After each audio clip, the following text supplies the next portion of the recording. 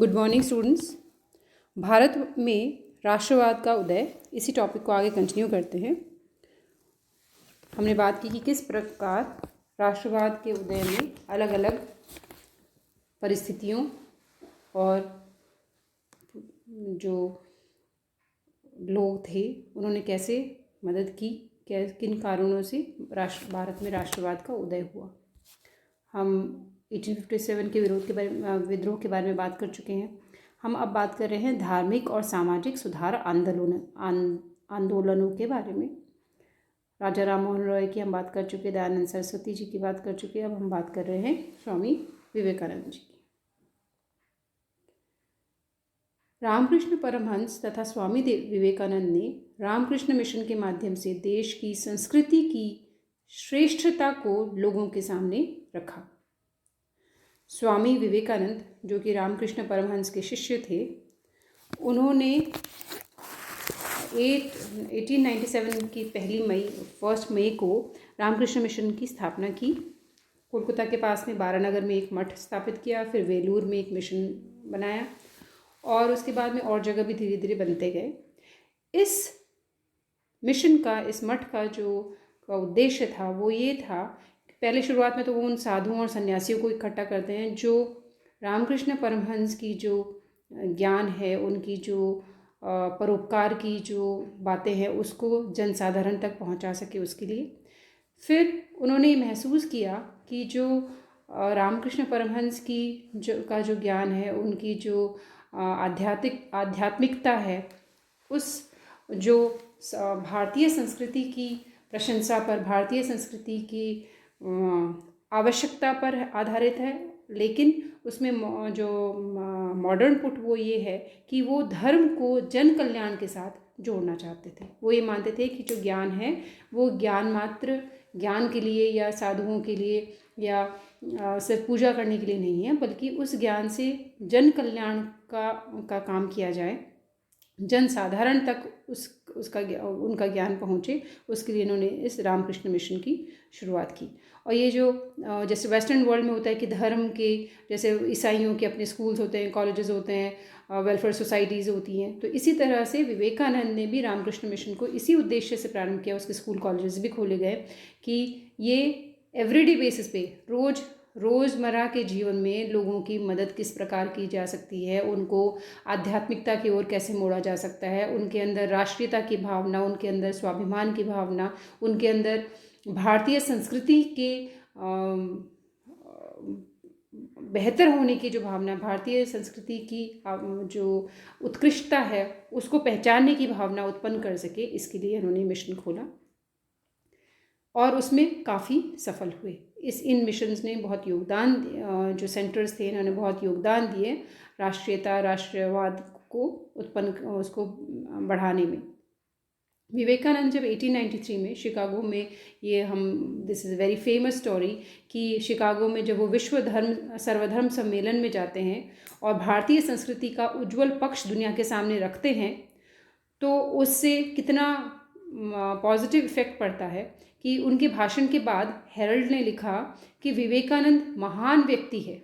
उनके भाषण को सुनने के बाद यह अनुभव हुआ कि उन जैसे विद्वान के देश में ईसाई पादरियों को भेजना बड़ी मूर्खता है। आप देखिए कि कितना बड़ा प्रभाव है, कितना बड़ा इम्पैक्ट है कि उन्होंने ये मान लिया कि जिस धर्म के ज्ञाता हैं, जिस धर्म में ऐसी बातें कही गई हैं, जैसा विवेकानंद ने समझाया, उसका जो उज्जवल पक्ष दुनिया को दिखाया, उससे लोगों को ये लगा कि यहाँ पर वरना जो ईस्ट इंडिया कंपनी थी, अंग्रेजी शासक थे, वो ये मानते थे कि भारतीय लोग जंगली हैं और इनको हम ही सिविलाइज होना, इनको सुसंस्कृत होना, उनको हम सोशलाइज करेंगे। और उन्होंने पूरे मंच पे स्वीकार किया है कि पादरियों को ऐसी जगह पर भेजने की कोई आवश्यकता नहीं, ये बड़ी मूर्खता है।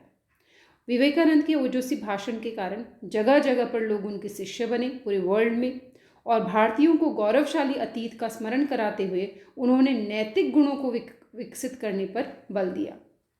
उन्होंने कहा कि जो मॉरल वैल्यूज़ है, जो नैतिक गुण है, उसका विकास होना आवश्यक है और उसके लिए भारतीय संस्कृति में पर्याप्त संसाधन है। हम भारतीय संस्कृति, भारतीय धर्म के लिए पर्याप्त है और उसी से हम सीख सकते हैं ये सब चीज़ें। मातृभूमि की स्वतंत्रता के लिए उन्होंने भारतीय युवा वर्ग को प्रेरित किया। विवेकानंद ने कहा था, भारत की मिट्टी मेरा सर्वोच्च स्वर्ग है, भारत के कल्याण में मेरा कल्याण है। तो हम ये देखते हैं कि किस तरह से 1897 में शुरू हुए ये रामकृष्ण मिशंस अपना कार्य करते हैं और एक दिशा देते हैं भारत में राष्ट्रवाद को, भारत के सामाजिक पुनरुत्थान के लिए, समाज में व्याप्त कुरीतियों को समाप्त करने के लिए, भारत में जो भारतीय संस्कृति को लेकर जो हीन भावना थी उसको दूर करने में उन्होंने बहुत बड़ा योगदान दिया। और रामकृष्ण परमहंस, हम सभी जानते हैं कि वो ऐसे व्यक्ति थे जिनको दीन दुनिया से कोई मतलब नहीं था। वो अपनी आस्था में और अपनी पूजा में पूरी तरह से लिप्त थे और हर किसी के कल्याण के लिए, जन कल्याण के लिए, जन साधारण के लिए कार्य करने के लिए हमेशा तैयार थे। अब इसके बाद आती है थियोसॉफिकल सोसाइटी। जब 1875 में जहाँ आर्य समाज की स्थापना हुई थी, उसी वक्त 1875 में मद्रास में थियोसॉफिकल सोसाइटी की स्थापना हुई। ये जो, यद्यपि इसकी स्थापना मैडम ब्लोवास्की ने की और कर्नल ऑक्सट और ब्लोवास्की ने की, लेकिन इन आयरिश महिला पर, जो आयरिश महिला है एनी बेसेंट, ने सोसाइटी को वास्तविक महत्व प्रदान करने में ज़्यादा योगदान दिया। शुरुआत ऑक्सफोर्ड और ब्लेवास्की ने की, लेकिन जो आयरलैंड की जो एनी बेसेंट हैं उन्होंने ज़्यादा योगदान दिया इसको विस्तृत रूप में या ज़्यादा इम्पोर्टेंट बनाने में, ज़्यादा महत्वपूर्ण बनाने में। उन्होंने भारतीय राष्ट्रवाद, संस्कृति तथा हिंदू धर्म के उज्ज्वल पक्ष पर अपने विचार अभिव्यक्त किए। अभी बार बार देखिए कि जहाँ हम राष्ट्रवाद की बात कर रहे हैं वहाँ पर हिंदू धर्म और संस्कृति, इस पर बहुत ज़्यादा बल दिया जा रहा है कि हमें अंग्रेज़ों की आवश्यकता नहीं है सुसंस्कृत करने में, हमें किसी बाह्य सोर्स की, बाह्य एजेंसी की ज़रूरत नहीं है डेवलप होने के लिए, अपने आप को बदलने के लिए। भारतीय दर्शन के प्रति अपने विश्वास तथा श्रद्धा को उन्होंने लेखों तथा भाषणों में अभिव्यक्त किया।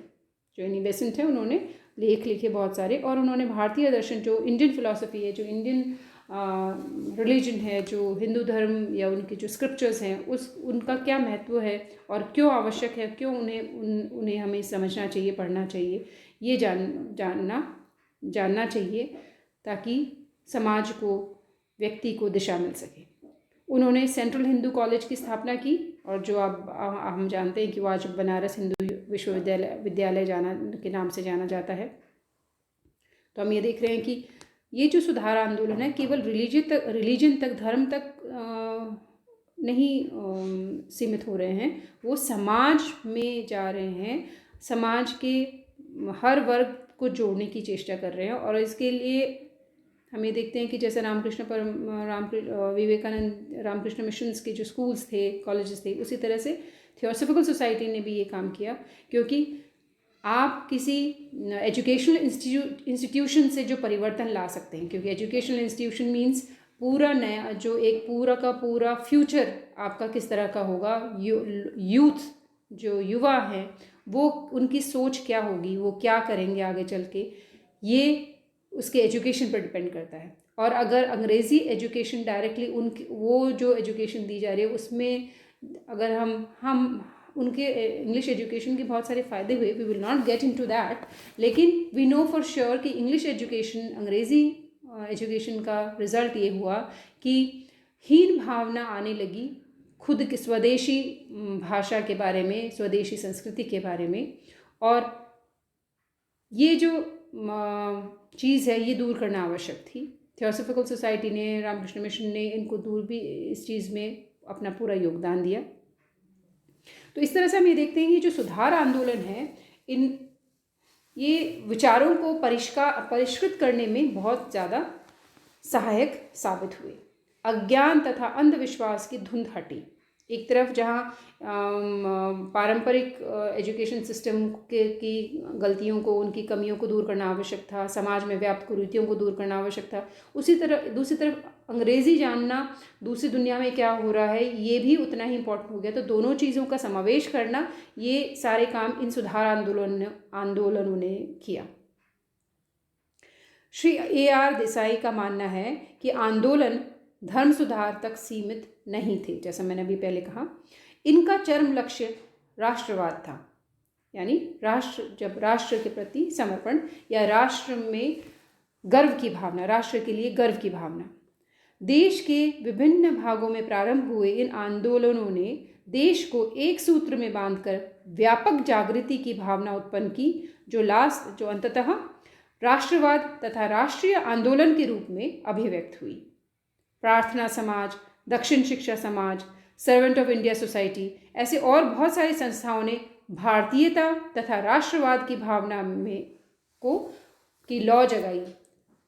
ये महसूस कराया कि भारतीय संस्कृति, भारतीय राष्ट्र, इसको हमें अगर प्राप्त करना है, इसको हमें भारतीयता में या भारतीय भाषा में या उसकी संस्कृति में कहीं कोई कमी नहीं है। जो बुराइयां, जो कमियां हैं वो दूर की जा सकती है, और अन्य देशों में भी ऐसा ही होता है। तो उसके लिए हमें दूसरों के अवलंबन की आवश्यकता नहीं है, किसी और संस्कृति या किसी और भाषा या किसी और देश के डायरेक्शन की ज़रूरत नहीं है। और यहीं से हम देखते हैं कि एक जनमानस में एक वाइड लेवल पर, बहुत बड़े तौर पर जो मानसिकता में परिवर्तन आया, वो उसमें उसका जो योगदान है, हम पूरी तरह से धार्मिक और सामाजिक सुधार आंदोलनों को दे सकते हैं। ये टॉपिक काफ़ी बड़ा रहेगा, इसको हम आगे कंटिन्यू करेंगे नेक्स्ट लेक्चर में।